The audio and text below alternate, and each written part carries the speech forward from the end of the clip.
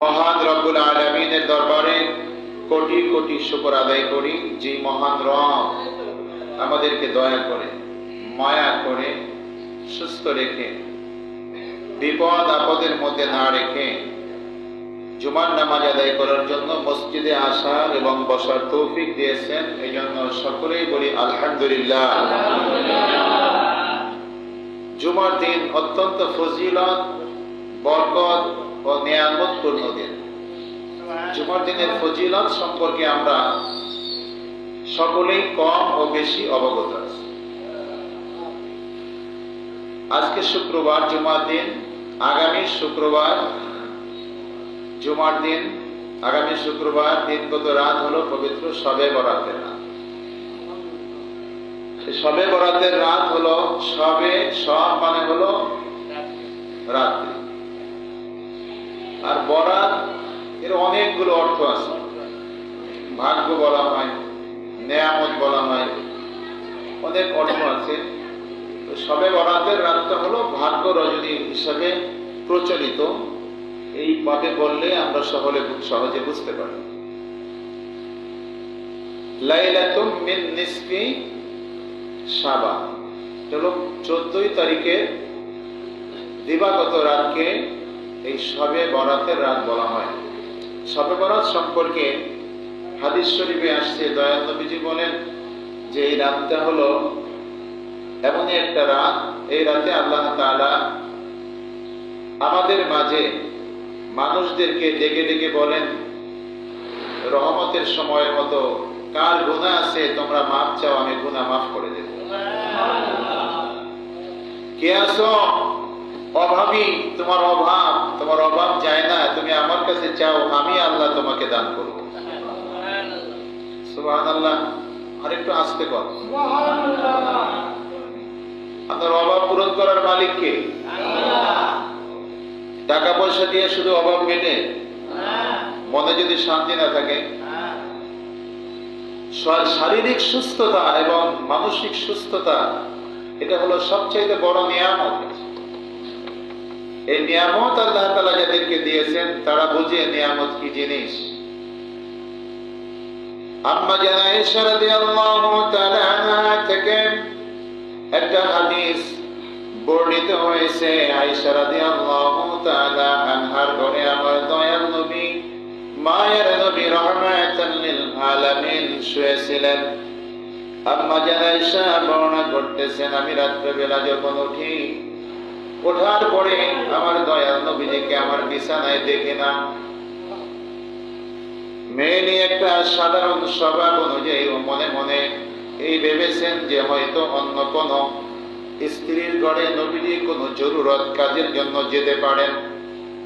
তাই আম্মা জান আয়েশা রাদিয়াল্লাহু তাআলা আনহা তিনি সকল আম্মা জানদের ঘরে ঘরে গিয়ে দেখে আসলেন কোথাও আছে কিনা, কিন্তু কোথাও নাই। হাঁটতে হাঁটতে দেখেন জান্নাতুল বাকি, দয়াল নবীজির রওজা মোবারক যেখানে আছে, সেই জায়গাটা ছিল আম্মা জান আয়েশা রাদিয়াল্লাহু তাআলা আনহার থাকার ঘর। রওজা শরীফ থেকে অল্প একটু দূরে, এই মসজিদের মেম্বর থেকে এই মার্কেট, খান মার্কেটের যে রাস্তা এতটুকু হলো, এর চেয়ে একটু অল্প বেশি হবে জান্নাতুল বাকি কবরস্থান, যেখানে অসংখ্য সাহাবায়ে কেরাম ঘুমিয়ে আছেন, দয়াল নবীজির আহলে বাইতরা ঘুমিয়ে আছেন। আম্মা জান আয়েশা রাদিয়াল্লাহু তাআলা আনহা দেখলেন আমার দয়াল নবীজি বাইতুল ওই জান্নাতুল বাকির পাশে দাঁড়ায়া দাঁড়ায়া আল্লাহ তাআলার কাছে হাত তুলে দোয়া করতেছেন, আর তার চোখের পানিগুলো দাড়ি বেয়ে বেয়ে বুক ভিজে যাইতেছে। আমার প্রিয় ভাইরা, আম্মা জান আয়েশা রাদিয়াল্লাহু তাআলা আনহা তিনি দয়াল নবীজিকে মুনাজাতে রত অবস্থায় দেখতে পেয়ে নিজে অনুশোচনা করলেন, আমি কি ভাবলাম আর কি দেখতেছি। আম্মা জান আয়েশা রাদিয়াল্লাহু তাআলা আনহা তিনি দয়াল নবীজির পিছনের দিকে দাঁড়ায়া দাঁড়ায়া মুনাজাতে শরীক হলেন। মোনাজাত শেষ হলো। শেষ হওয়ার পরে আম্মা জান আয়েশা রাদিয়াল্লাহু তাআলা আনহা দয়াল নবীকে সালাম দিলেন। সালামের জবাব দিয়ে বলতেছে, ইয়া রাসূলুল্লাহ, ইয়া হাবিবাল্লাহ, আমি রাতে আপনাকে না পেয়ে পেরেশান হয়ে গেছি, আপনাকে দেখি না। ভাবলাম হয়তোবা আপনি অন্য কোন বিবির ঘরে যেতে পারেন। আমার দয়াল নবী বলেন, ও আয়েশা, তোমার কি মনে হয় আমি তোমার সাথে তোমার হক আমি নষ্ট করব? এটা কি তোমার মনে হয়? আম্মা জান আয়েশা বললেন, না ইয়া রাসূলুল্লাহ, আমি দেখি না, তাই আপনাকে খুঁজছি। দয়াল নবী বলেন, আয়েশা শোনো, আজকে রাতটা হলো শবে বরাতের রাত। এই রাতে আল্লাহ তাআলা অসংখ্য অগণিত মানুষকে ক্ষমা করে দিবেন। যারা আল্লাহ তাআলার কাছে ক্ষমা চায় তাদেরকে ক্ষমা করে দিবেন। আর এই রাতে আল্লাহ রাব্বুল আলামিনের কাছে যে যা চায় আল্লাহ তাআলা তাই দিবেন, যদি চাওয়ার মতো চাইতে পারে। আল্লাহ রাব্বুল আলামিন প্রথম আসমানে এসে মানুষদেরকে ডেকে ডেকে বলতে থাকেন, তোমাদের কার কি লাগবে আমি আল্লাহ আমার কাছে চাও। আর যারা এই রাতে ঘুমিয়ে থাকে আর যারা জেগে থাকে, এরা কি সমান হইতে পারে নাকি?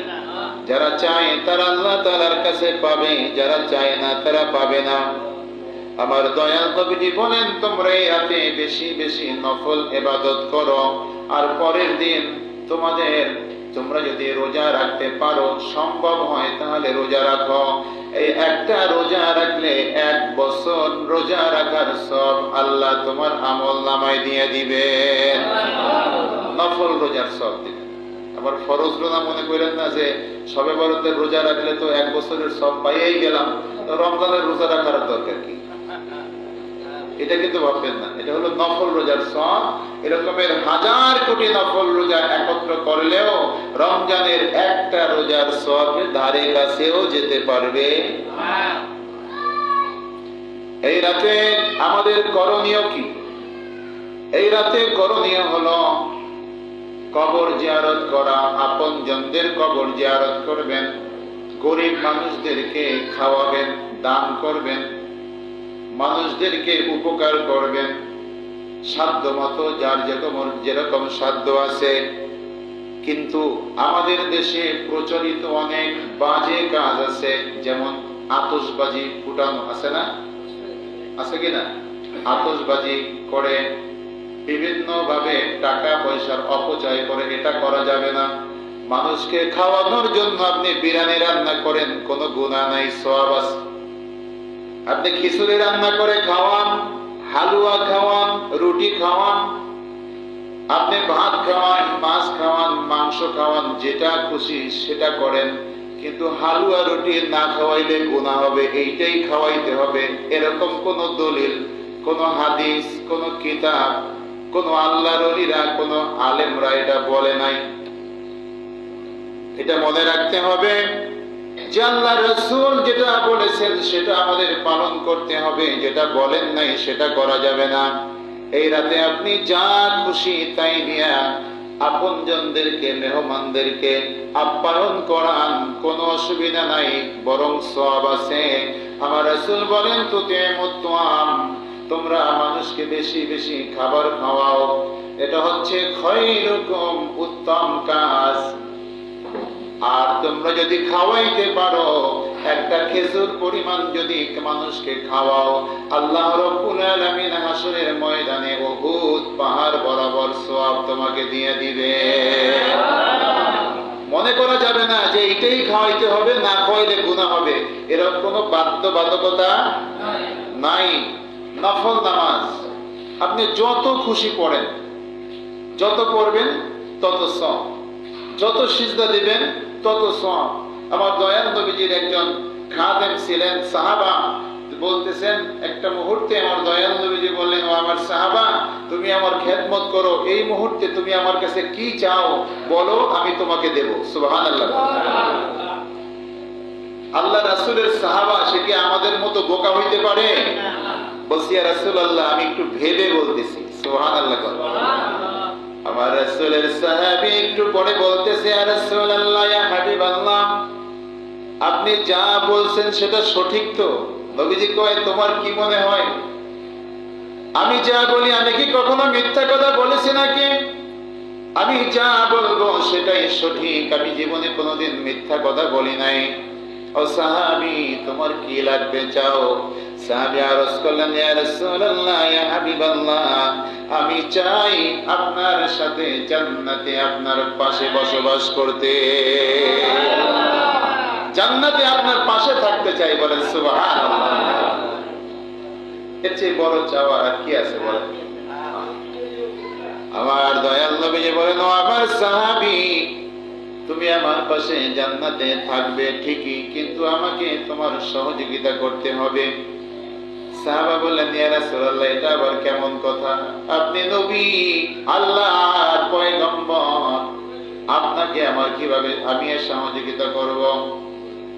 আমার দয়াল নবীজি বলেন বেশি বেশি সিজদা করো, অর্থাৎ বেশি বেশি নফল নামাজ পড়ো। ফরজ নামাজ বাদ দিয়া না, কিন্তু ফরজ পড়বা, ওয়াজিব পড়বা, সুন্নাত পড়বা, তারপরে বেশি বেশি নফল ইবাদত করো। যত বেশি সিজদা দিবা তত বেশি আল্লাহ তাআলার নৈকট্য লাভ করতে পারবা। তাহলে নামাজ পড়া দরকার আছে না নাই? ফরজ বাদ দিয়ে না, সারা জীবন আপনি নামাজ পড়লেন না, সারা বছর পড়বেন না, সবে বরাতে আইসা সুন্দর জামা কাপড় পরে সামনের কাতার দখল করে আপনি নামাজ পড়েন, নফল নামাজ পড়লেন, মিলাদ পড়লেন, খিচুড়ি বিরিয়ানি খাইয়া বাসায় যাই ঘুমাইলেন, ফজরের নামাজের খবর নেই। এইরকম ইবাদত আল্লাহ চায় না। আল্লাহ চায় আপনার ফরজ ঠিক থাকবে, ওয়াজিব ঠিক থাকবে, সুন্নাত ঠিক থাকবে, তারপর আপনি সারা রাত জেগে নফল ইবাদত করেন, কোনো অসুবিধা নাই, বরঞ্চ ভালো। কিন্তু আপনি ফরজ তরক করবেন, ওয়াজিব তরক করবেন, সুন্নাত মানবেন না, আপনি সবে বরাতে আসবেন আপনার ভাগ্যের জন্য, নট এলাউ, আপনি এলাউ হবেন না। আগে আসলটা করতে হবে, আল্লাহর হুকুম মানতে হবে, আল্লাহ রাসূলের হুকুম মানতে হবে, তারপর আপনি বেশি বেশি নফল ইবাদত করেন। প্রিয় ভাইরা আমার, তাই শবে বরাতের ব্যাপারে যা কিছু বলেছি, অল্প যেইটুকু বলেছি যদি পালন করেন এতেই আমাদের জন্য এনাফ। আপনার যদি শক্তিতে কুলায়, আপনার স্বাস্থ্য ভালো থাকে, পরের দিন রোজা রাখেন, রোজা রাখা ভালো। আমার দয়াল নবীজির ব্যাপারে আমার আম্মা জান আয়েশা রাদিয়াল্লাহু তাআলা আনহা বলেন ও দুনিয়ার মানুষেরা তোমরা শুনে রাখো, রমজান মাস ব্যতীত আমার দয়াল নবীজি শাবান মাসে সবচেয়ে বেশি বেশি রোজা রাখতেন। কোন মাসে? কোন মাস?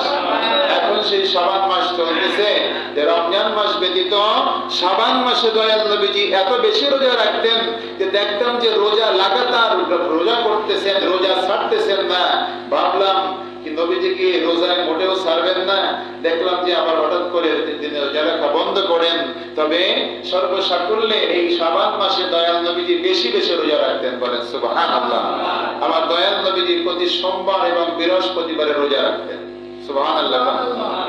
অনেকেই রাখেন এই দুই দিন। তো সোমবারে রোজা রাখেন কেন? দয়াল নবীজি বলেন আমি সোমবার দিনে দুনিয়াতে আগমন করেছিলাম, এজন্য আমি সোমবার দিন রোজা রাখি। আল্লাহুম্মা সাল্লি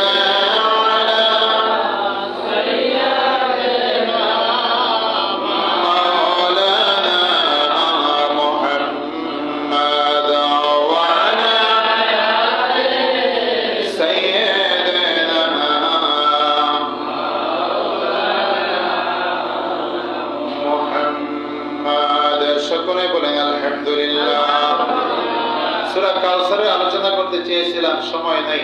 আল্লাহ যদি সময় দেয়, সুযোগ দেয়, আবার পরে শোনাবো ইনশাআল্লাহ। আজকে শবে বরাতের আগাম আলোচনা করলাম এজন্য, যেহেতু আগামী শুক্রবারই শবে বরাত। আপনারা রুটি বানান, আপনারা হালুয়া বানান, বিরিয়ানি, খিচুড়ি, তেহারি, যত ভালো ভালো পোলাও কোরমা করেন, কোনো অসুবিধা নাই, আমাদের দাওয়াত করে খাওয়ান, তাতে আমরা খুশি না। কিন্তু এটা বলবেন না কখনো যে এই রুটি না বানাইলে, হালুয়া না করলে গুনাহ হবে, এইটা কিন্তু মনে করলে আপনার গুনাহ হবে। ঠিক আছে? এইটা কখনো করবেন না। বাচ্চাদেরকে নিয়ে মসজিদে আসবেন, নামাজ পড়বেন, দয়াল নবীজিকে সালাম দিবেন, দয়াল নবীজির উপরে দুরূদ পড়বেন, সবার জন্য দোয়া করবেন। আর কাছাকাছি যদি মা বাবা বা আপনজনদের কবর থাকে তাদের কবর জিয়ারত করবেন। এটা সুন্নাতে রাসূল সাল্লাল্লাহু আলাইহি ওয়াসাল্লাম। বেশি বেশি দান সদকা করবেন। আপনি যত বেশি দান করবেন, সদকা করবেন, মানুষকে খাওয়াবেন, জিকির করবেন, কোরআন তেলাওয়াত করবেন, এতে কোনো দোষ নাই। শবে বরাতের রাতে আপনি কোরআন তেলাওয়াত করবেন, জিকির করবেন, দুরূদ শরীফ পড়বেন, তওবা ইস্তিগফার করবেন, লা হাওলা ওয়ালা কুওয়াতা ইল্লা বিল্লাহ পড়বেন, নফল নামাজ পড়বেন।